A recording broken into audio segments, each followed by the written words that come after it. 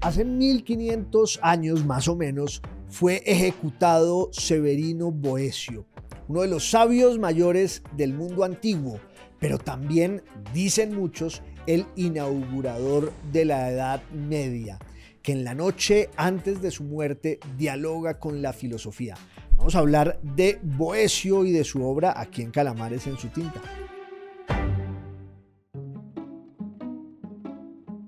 Hola a todos, bienvenidos a Calamares en su tinta. Este espacio, como ustedes ya saben, para que hablemos un poco de historia, de historias, de libros, de personajes raros y curiosos, en fin. El personaje de hoy, el protagonista de nuestra salida, puede ser quizás un personaje raro y curioso para muchos de ustedes, para otros no. Me refiero a Severino Boecio, uno de los sabios más grandes de todos los tiempos. Jurista, teólogo, poeta, prosista, escritor, hombre público, que nació quizás entre el año 475 y el año 480 después de Cristo, y que murió ejecutado, decapitado en el año o 524 o 525 después de Cristo. No sabemos con exactitud las fechas que enmarcan esa vida aleccionadora y apasionante. Esa biografía de la que nos vamos a ocupar hoy y que, como una buena parábola, tiene ese tiro de salida a finales del siglo V de nuestra era y en la segunda década del siglo VI de nuestra era se apaga de manera trágica a causa de una conspiración política en la Roma decadente del dominio de los ostrogodos. Ya cuando se había ido diluyendo el imperio romano y empiezan a llegar los bárbaros del norte que harán leña de ese poder que fue el más grande que vieran los siglos, el poder más grande de todos los tiempos, que fue el poder del imperio romano, pues se va acabando, se va difuminando entre el siglo IV y el siglo VI de nuestra era. Y ahí hay un momento de transición, de cambio de piel entre esa idea de la civilización antigua, romana, latina, heredera además y beneficiaria también de la influencia griega, y eso nuevo que va surgiendo, que va irrumpiendo a causa, entre otras cosas, de la llegada masiva a la parte occidental del imperio, sobre todo de esos pueblos a los que consideramos los bárbaros y que son una gran cantidad de tribus que habían estado siempre allí. Además, no es que llegaran de la nada, de la noche a la mañana. No, siempre estuvieron allí esos pueblos periféricos que no se habían integrado a esa idea de la cultura y del poder que entrañaba, que simbolizaba el imperio romano. Pero son esos unos años críticos, o más bien unos siglos determinantes, entre el siglo IV y el siglo VI y VII de nuestra era, pues se va oficiando en una especie de relato de manual de colegio el tránsito entre la antigüedad y lo que llamamos la Edad Media. Ustedes saben que aquí en Calamares en su tinta somos defensores a ultranza del mundo medieval para despojarlo sobre todo de esa leyenda negra tan ignorante y tan precaria que asocia siempre al medioevo con la ignorancia, con la oscuridad, con la pestilencia. Por supuesto, hubo momentos ruinosos, momentos de decadencia, pero también, pues el mundo medieval, primero es un periodo muy largo, casi 1000 años de definición y también de decantamiento de eso que llamamos Occidente. Europa nace allí, es el momento también en el que se consolida el poder político del cristianismo, cuando va a surgir lo que llamamos la cristiandad, la civilización cristiana, que es una idea del ejercicio del mando y que, por supuesto, muchos reseñan con saña y con inquina, no del todo injustificadas, cuando se piensa en el legado sangriento y opresivo de esa especie de dictadura del cristianismo, que al mismo tiempo pues fue la base y el pilar de eso que llamamos Occidente. Una cosa es el relato histórico que nos va revelando esos hitos culturales en los que además se da la fusión entre la tradición griega y romana, pagana y politeísta, y esa nueva fe que ha surgido en el mundo judío, de esa idea del monoteísmo y que muy pronto se separa del judaísmo, se escinde de él y se constituye allí pues un nuevo credo, que es el credo cristiano, al principio perseguido por el Imperio Romano, hasta que al final las cargas se invierten y el cristianismo terminará adueñándose de la suerte y del alma de ese imperio, del cual va a terminar arropada por completo la religión cristiana, ya digo, en una especie de fusión simbólica, política, intelectual, de todo tipo. Y ese proceso, pues que va ocurriendo desde el siglo I de la era cristiana, no en vano llamada así, ese proceso pues tiene un punto de quiebre muy claro entre el siglo IV y el siglo VI y VII de nuestra era. Ya decía aquí que hay toda clase de prejuicios sobre la herencia medieval, entre otras cosas porque el nombre mismo de la Edad Media, que ya presume una noción esquemática en la que vamos contraponiendo la luz con la oscuridad. Cuando hablamos del medioevo estamos hablando de eso, de una etapa y de una época de transición. Y al mismo tiempo, cuando le damos ese nombre, pues suponemos que antes de que ocurriera la Edad Media,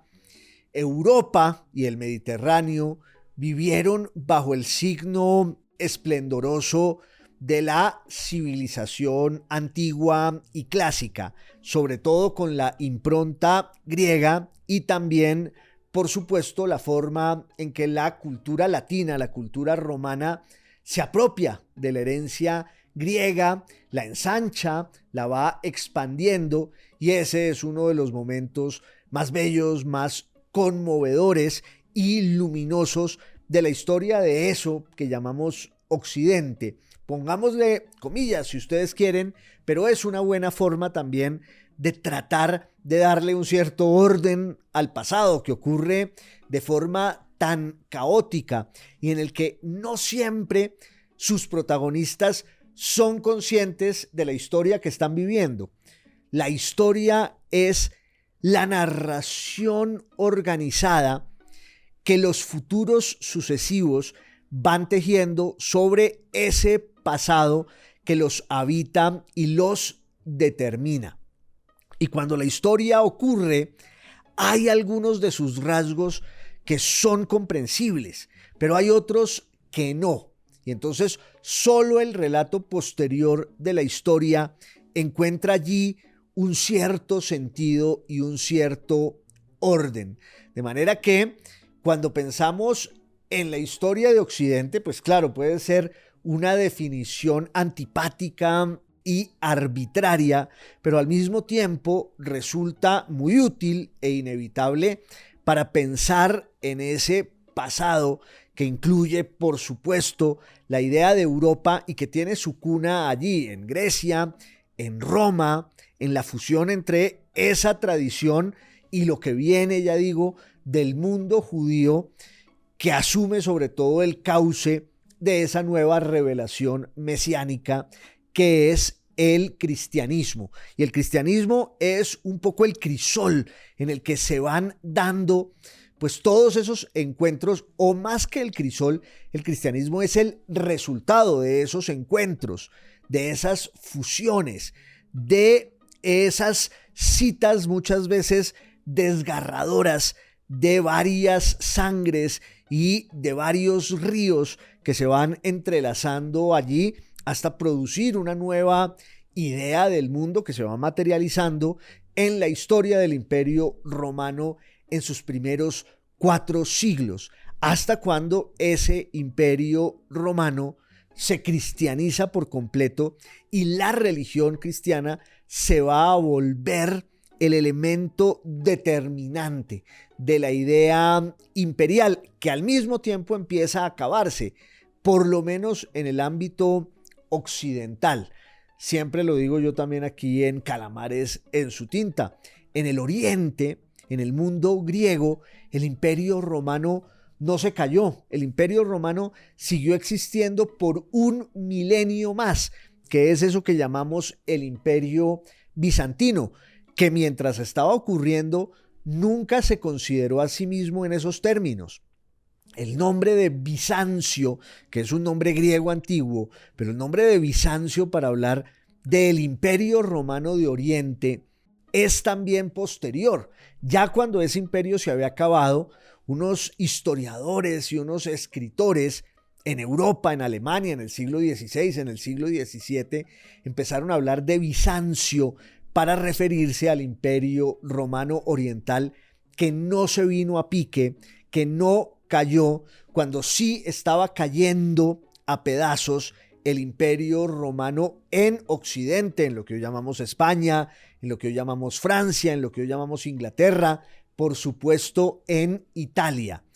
El centro de operaciones de la cultura latina, que era ese ámbito del Imperio Romano, pues sí empezó a agrietarse desde el siglo II, desde el siglo III de nuestra era, hasta que en el siglo IV y en el siglo V ya ese proceso se va consumando, sobre todo por eso de lo que hablábamos ahora, y es el advenimiento, la llegada de una serie de tribus y de pueblos que vienen del norte. Y quiero insistir en que de pronto no es que hubiera un advenimiento inesperado, inopinado, no. Esos pueblos habían estado muchas veces ahí rondando las fronteras, los límites imperiales. Lo que pasa es que antes el ejército romano tenía toda la fuerza para hacerles frente a esos pueblos que siempre codiciaron y ambicionaron la posibilidad de hacerse ellos también romanos, porque la idea de Roma pues era una idea de riqueza, de esplendor, de prosperidad, que además tenía unos testimonios físicos, materiales, arquitectónicos, que daban también la noción de plenitud de la vida política y de la vida civil en torno al derecho, en torno a la justicia, en torno al ejercicio del poder, pero en torno también a un mundo material en el que las cosas funcionaban. Había carreteras, había acueductos, había escuelas, y eso pues era muy apetecible, y entonces los enemigos de Roma muchas veces quisieron entrar allí y volverse romanos, y Roma logró conjurar ese peligro durante siglos, hasta cuando se va dando un agotamiento, y esos procesos de decadencia se han estudiado mucho en la historia. ¿Por qué ocurren? Pues hay un sinfín de causas. Nunca la historia tiene un solo móvil, un solo resorte. toda interpretación de la historia que se base en una sola razón, por lo general, pues yerra, se equivoca, es falsa, porque la historia tiene siempre una gran cantidad de factores que la determinan. Obvio, hay unos más importantes que otros, pero ese es uno de los momentos fundamentales de la historia no solo europea y occidental, yo diría que de la historia de la humanidad. Cuando en el ámbito occidental el Imperio Romano empieza a caer y muchas tribus germánicas, muchas tribus del norte van entrando allí. Habían estado también esas tribus en Oriente, habían querido ir a Constantinopla, habían estado en los Balcanes, pero los griegos, los bizantinos, fueron muy hábiles en ir desplazando a esas tribus hacia el ámbito occidental. Entonces terminan yendo a lo que hoy es España, terminan yendo a lo que hoy es Francia. Ahí estaban los galos, pero entonces van llegando los francos, y en lo que hoy llamamos España llegan los godos y llegan los vándalos y van hasta el África del norte. Y por supuesto la joya de la corona era la propia Italia, que fue la que más sufrió los embates de los bárbaros, porque ahí estaba el poder simbólico de la Roma imperial, ahí estaba la ciudad misma de Roma, pero otros enclaves fundamentales de ese poder que estos pueblos querían doblegar y querían derrotar. Hablo de los pueblos germánicos. Y entonces, en ese momento, los historiadores, mucho después, siglos después, empiezan a ver pues una transformación de los valores culturales y de la identidad de esa civilización. Y ese es el momento en el que los historiadores hablan del surgimiento de la Edad Media. Y claro, se impone una lectura pues muy dura, muy crítica y también sesgada sobre el mundo medieval, que va a ser designado así hacia el siglo XIV y hacia el siglo XV. Quizás Francesco Petrarca, fuera el primer gran humanista que pensara en esa noción esquemática de contraponer el mundo antiguo con el mundo medieval, asociando el mundo antiguo con la luz y el esplendor del pensamiento, de la literatura, de la filosofía, de todas esas maravillas de la antigüedad grecorromana, y asociando también lo medieval con la decadencia, con la peste, con la miseria, con la ignorancia, con la oscuridad, que van a acabarse cuando, justo en tiempos de Petrarca y un poco antes, en tiempos de Dante y luego con todos sus herederos en la Italia del siglo XIV y del siglo XV, pues se dé el resurgimiento de esa sabiduría antigua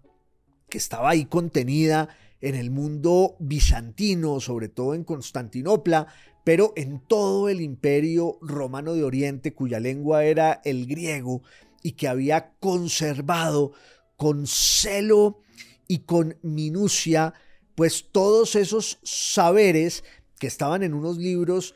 que vivieron allí en Constantinopla durante siglos. Y cuando ese mundo va a caer finalmente a manos de los turcos otomanos, ya después de varias tragedias anteriores que fueron desangrando al Imperio Romano de Oriente, pero al final, cuando los turcos se toman el Imperio Romano de Oriente, viene una gran estampida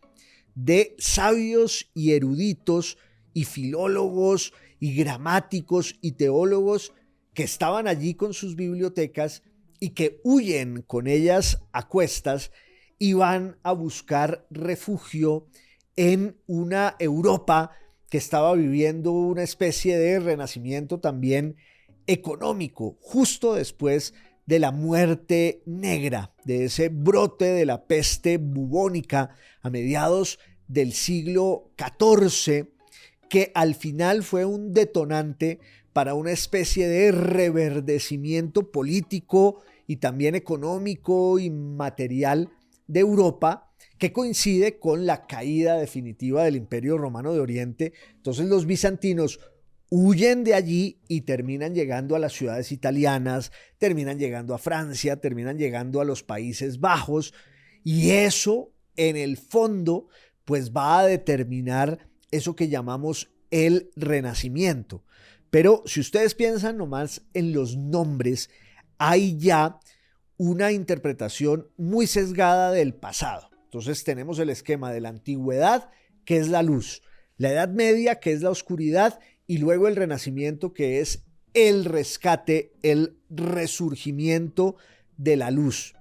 Quienes le dan al pasado esa lectura son los escritores y humanistas y pensadores de la Italia renacentista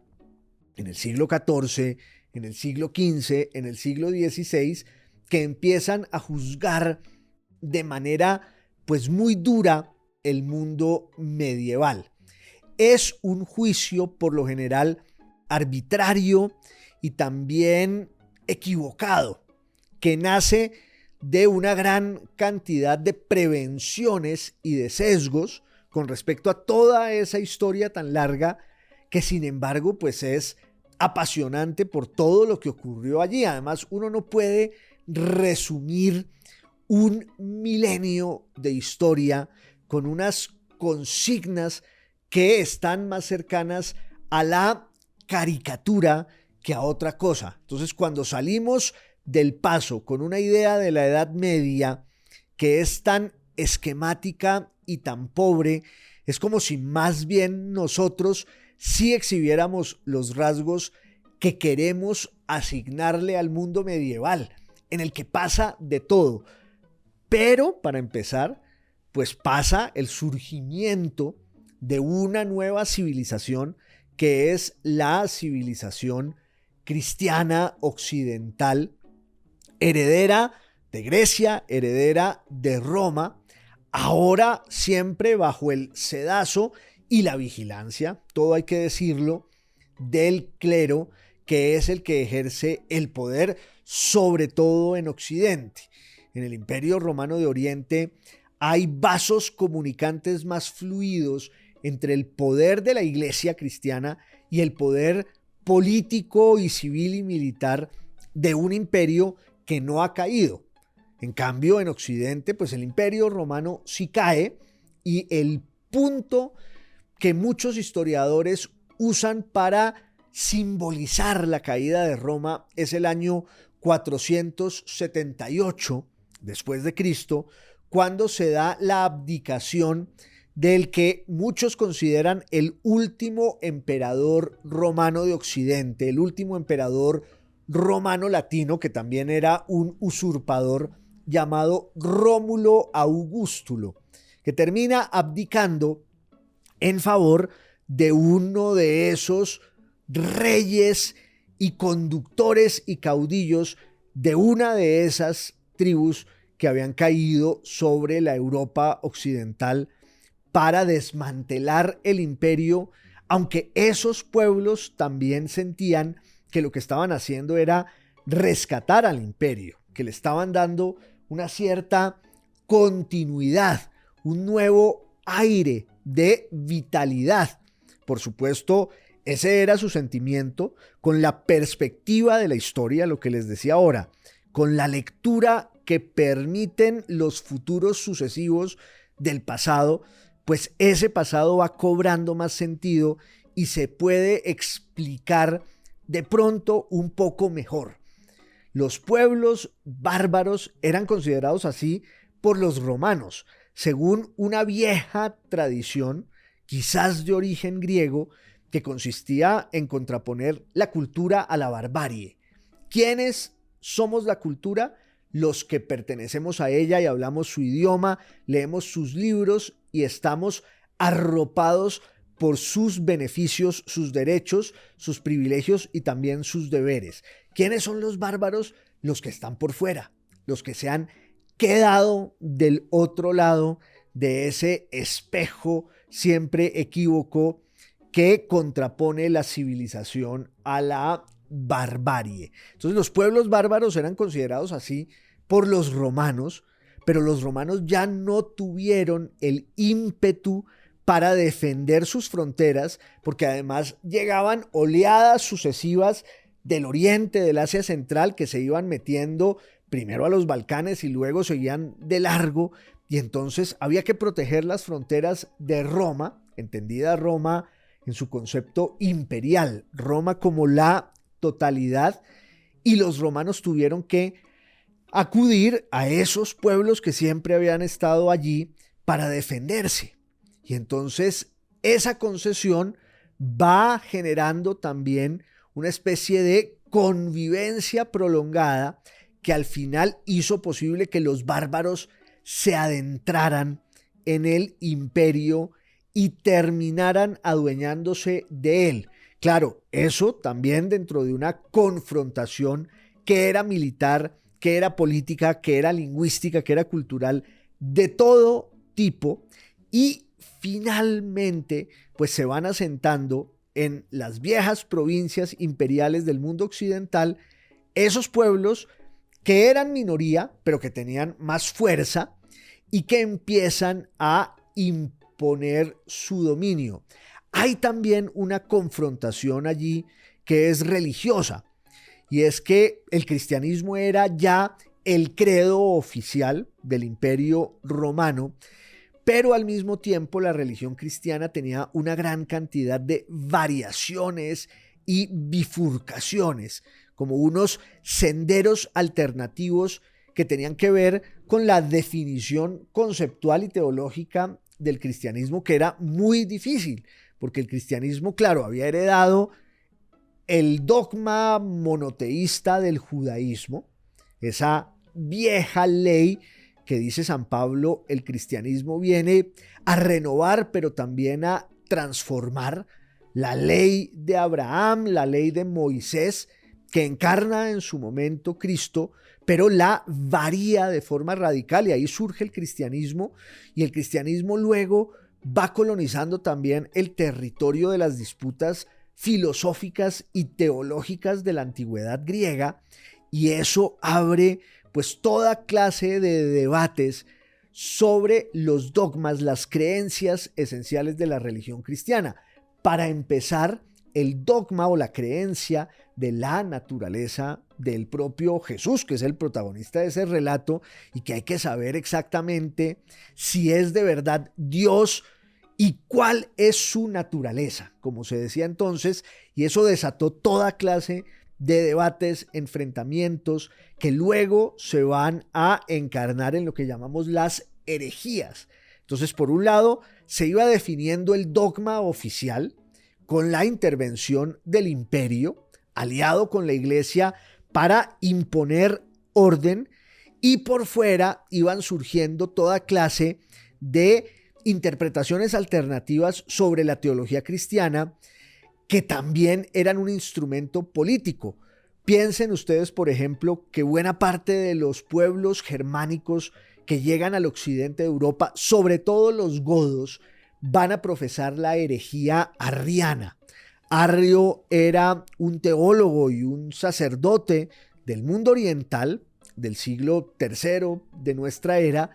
que quiso definir la naturaleza de Jesús con mucha sofisticación, con mucha sutileza, y al final pues terminó engendrando allí una herejía contra la cual se impusieron tanto la iglesia como el imperio aliados. Y entonces quienes profesaban el arrianismo, que de alguna manera desestimaba la posibilidad de que en Jesús convivieran las dos naturalezas, que es lo que va a terminar diciendo la ortodoxia cristiana. Son dos naturalezas y una sola persona. Eso dice la ortodoxia cristiana. En el arrianismo hay una definición un poco más laxa de ese concepto, y el arrianismo se volvió importante no solo por sus ideas, sino porque se va a volver la bandera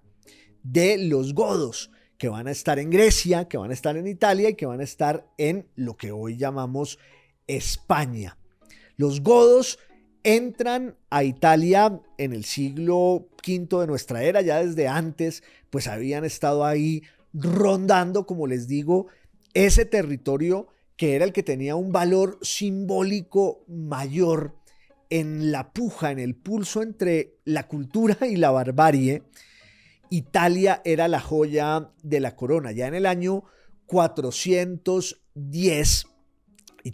Roma había sido saqueada por los érulos, que era también un pueblo germánico, pero recuerden ustedes que desde hacía siglos los galos, que estaban en lo que hoy llamamos Francia, estaban rondando siempre Italia, y también en el año 390 a.C. habían saqueado Roma. Roma fue saqueada muchas veces, pero en el año 410 fue saqueada, y 60 años después cae el último emperador romano y ya viene la dominación de los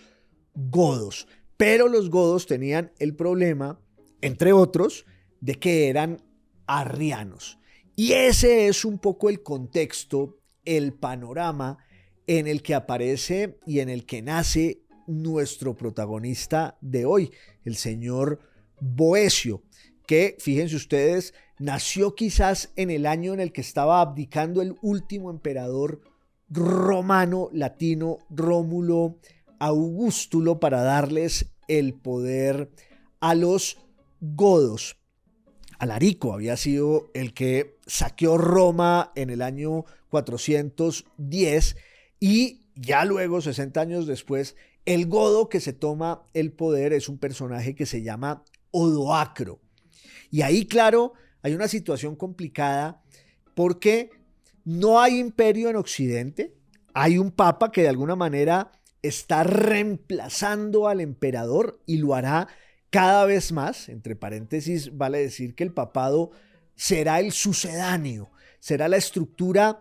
que reemplace lo que había sido el imperio, y más que reemplazarlo, lo que va a hacer el papado es arroparse de todos los símbolos y los títulos de ese enorme poder que habían tenido los emperadores romanos. No en vano, uno de los títulos religiosos de algunos de los emperadores romanos, un título que venía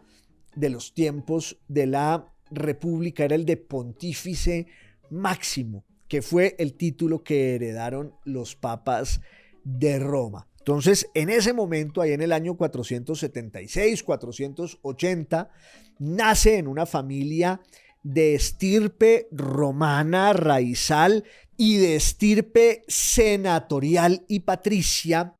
Ancio Manilo Severino Boecio. Su padre era un político importante de la casta senatorial, pero como les digo, ahí había un conflicto. Primero en Roma, porque estaba la población latina, heredera de la vieja tradición, y la minoría de los godos, que eran ahora los que gobernaban. Entonces, en Roma estaba esa tensión y ese conflicto, pero además es que en Bizancio o en Constantinopla había un emperador romano que tenía todas las credenciales y toda la legitimidad.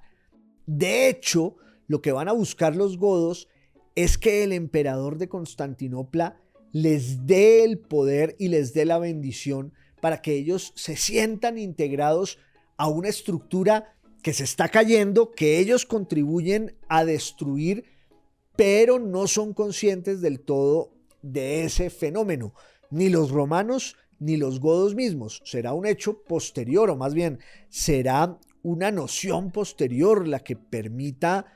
ir entendiendo qué fue lo que ocurrió allí, en eso que llamamos la decadencia de Roma, que, como decía el historiador Arnaldo Momigliano, pues duró mucho tiempo y no fue del todo perceptible. Unos pocos sabios sí entendieron que eso estaba ocurriendo. Uno de ellos es este señor Boecio, Severino Boecio. Ustedes lo recordarán porque en un momento de la comedia de Dante, de la Divina Comedia, en el canto 10 del Paraíso, Dante se encuentra con varios sabios que han logrado combinar la sabiduría clásica y antigua con el cristianismo. Ahí está Orosio, si no estoy mal, está el propio Santo Tomás, San Agustín, y está Boecio. Dante lo celebra porque Boecio nace en esa encrucijada en la que empieza a operarse ese cambio de piel entre el mundo antiguo y el mundo medieval. Algunos historiadores hablan de la antigüedad tardía para referirse a ese momento. Lo cierto es que Boecio venía de una familia romana y su niñez transcurre ante la perspectiva de que el mundo que esos romanos tradicionales habían celebrado y construido durante siglos se había caído a pedazos, había estallado y todas sus esquirlas estaban por ahí regadas, y ahora hay unos nuevos dueños del poder que son unos bárbaros que son cristianos, pero en la herejía arriana hay un cambio de mando porque en un momento dado un emperador bizantino que se llama Zenón reconoce a un joven de los godos que había vivido en Constantinopla por 12 años, que se llamaba Teodorico, hijo de un caudillo godo que se llamaba Teodemiro.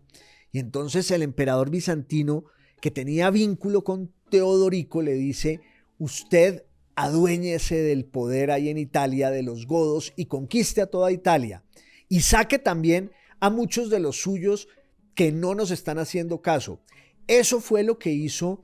Teodorico.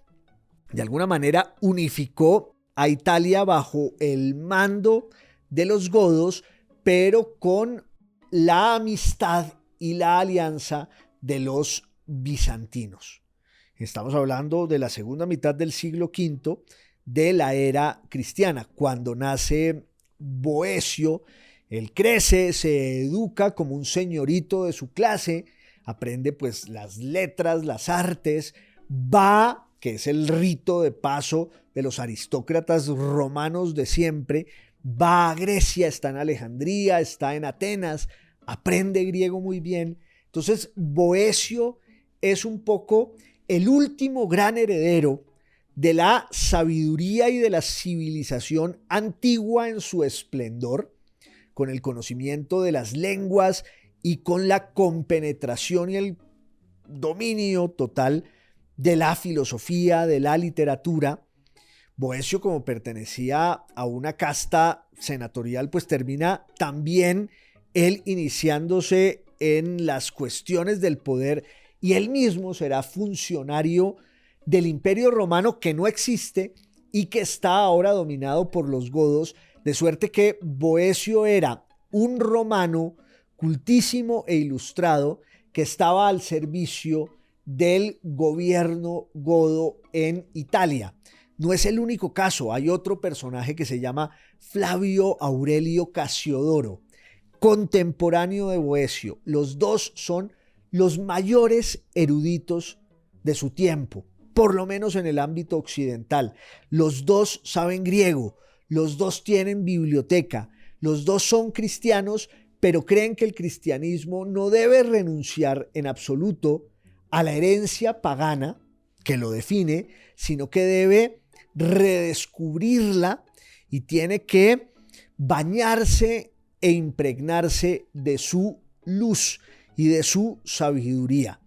Ambos van a protagonizar esta historia que no deja de ser triste y desgarradora por eso, porque ellos son los últimos portadores de una idea de la cultura y de la civilización que ya está muriendo y que en el plano de la política pues se enfrenta con todas las intrigas de la corte de Teodorico, que oscila entre la influencia de unos pocos romanos y el poder obvio de los godos, que son los que se sienten, desde el punto de vista incluso étnico, llamados a gobernar, incluso si se trata de romper con Bizancio y crear un nuevo imperio exclusivamente godo ahí en Italia. Y entonces Boecio pues está un poco a medio camino entre ambas ideas. Él es un heredero de la civilización antigua, un cultor de la literatura griega, un erudito como no hay ningún otro, salvo su amigo y contemporáneo Casiodoro, ambos al servicio de la corte y del gobierno de Teodorico,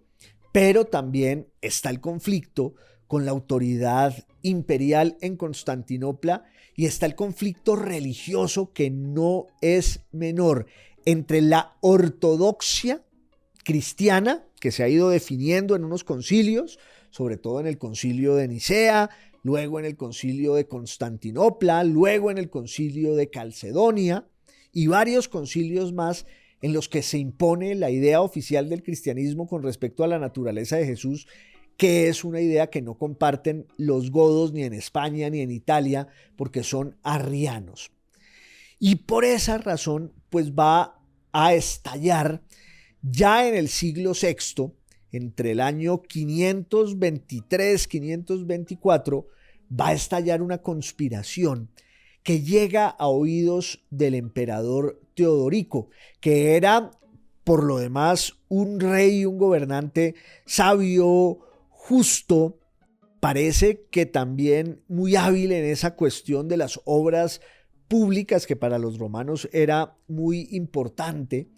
de manera que la gente lo quería en lo fundamental, tanto los latinos como los godos, pero él tenía el complejo de que era un advenedizo, de que no pertenecía a esa civilización sobre la que ahora decía gobernar, y tenía, por supuesto, esa relación ambivalente, agridulce con el mundo bizantino, con el mundo griego en Constantinopla, que tenía un poder enorme. Ya había llegado ahí al trono de Constantinopla el emperador Justino, que además tiene un sobrino que se llama Justiniano, que ellos van a reconstruir el poder descomunal del Imperio Romano en el Mediterráneo, Justiniano sobre todo, y van a recuperar parte de Italia y un pedazo de España y de África. Entonces la relación no era fácil entre el mundo italiano y el mundo griego, porque además estaba el Papa, que veía con cierto recelo a estos godos medio salvajes que trataban de sentirse ellos también romanos, pero no lo eran del todo. Y en un momento dado hay un senador que se llama Albino, que se supone que ha mandado una carta a Constantinopla diciéndoles a los bizantinos: si ustedes nos ayudan a nosotros los romanos raizales, la gente de bien que estamos aquí, los buenos somos más, como dice ese lema perverso de los peores. Lo cierto es que Albino escribe una carta, se supone, eso cuenta la leyenda, diciéndole al emperador bizantino: ayúdanos aquí en Roma y nosotros salimos de los godos. En realidad ya ni siquiera estaban en Roma, sino que se habían trasladado a Ravenna, que fue un enclave muy importante en lo que irá pasando en la Italia de los 2 próximos siglos. Y si ustedes nos ayudan, nosotros podemos quitarnos de encima el yugo de los bárbaros. En el entorno del rey, que ya se llamaba así, Teodorico, se descubrió esta conspiración y no solo cayó en desgracia el senador Albino, sino también fue inculpado Boecio. Y Teodorico lo confrontó y le dijo pues que se sentía traicionado, que uno de sus consejeros y funcionarios de más alto rango y más cercanos a su corazón pues estuviera en estas componendas, en estas tretas con los emperadores bizantinos, con el emperador Justino y con su sobrino Justiniano. Boecio negó siempre haber sido parte de la conspiración contra Teodorico, pero lo cierto es que el rey Teodorico ya estaba carcomido por la paranoia, por los celos, y sintió que todo el mundo conspiraba en su contra, y entonces propició un juicio que termina con la condena a muerte de Severino Boecio, que había escrito unos tratados y unos libros importantes, inaccesibles, hoy pues más bien pasto de unos pocos eruditos, pero su obra cumbre, que es lo que nos permite hoy rendirle este homenaje y de alguna manera celebrar su nombre, es un texto que él va escribiendo en la víspera de su ejecución, cuando lo decapiten. No sabemos si en octubre del año 524 o en los primeros meses del año 525, hace 1500 años. Pero allí en su celda, en la prisión, Boecio empieza un diálogo con la filosofía personificada, que es pues uno de los rasgos de la literatura antigua y sobre todo de la literatura medieval, la encarnación de estas fuerzas en una persona, y en este caso la persona de la filosofía, la sabiduría, con la que Boecio empieza un diálogo desgarrador porque la interpela, la confronta, pero también le agradece que le haya dado el consuelo. Por eso ese libro se llama así, El consuelo o la consolación de la filosofía. Es el testimonio terminal de un hombre que va a morir y que lo sabe. Esa tragedia socrática del héroe de la sabiduría que va caminando hacia su destino inexorable. Y con un tizón, él empieza a combinar además un texto que tiene verso y que tiene prosa y que no revela en realidad ningún valor del cristianismo. Aunque Boecio era cristiano y ortodoxo, él no hace una invocación allí de la fe cristiana y sus principios y sus dogmas. No, Boecio habla desde la filosofía pagana. Podríamos decir que Boecio es el último de los estoicos. Hicimos aquí un par de salidas sobre el estoicismo y esa idea del mundo que presume que hay una especie de razón natural en todo aquello que ocurre y habrá de ocurrir. Y el sabio tiene que tener el propósito de intuir esa razón profunda que está detrás de las cosas para ir navegando con ella, sin empecinamiento, sin arrogancia, todo lo contrario. Ese que había sido el ideario de los estoicos, con muchas variaciones a lo largo de los siglos, desemboca un poco en la muerte de Boecio. Ya lo había hecho en su vida, en sus lecturas, en este conocedor profundo de la obra aristotélica, de la obra platónica, pero también de todas las escuelas y sectas del pensamiento helenístico, los epicúreos, los estoicos, los cínicos, etc. Boecio los había leído a todos.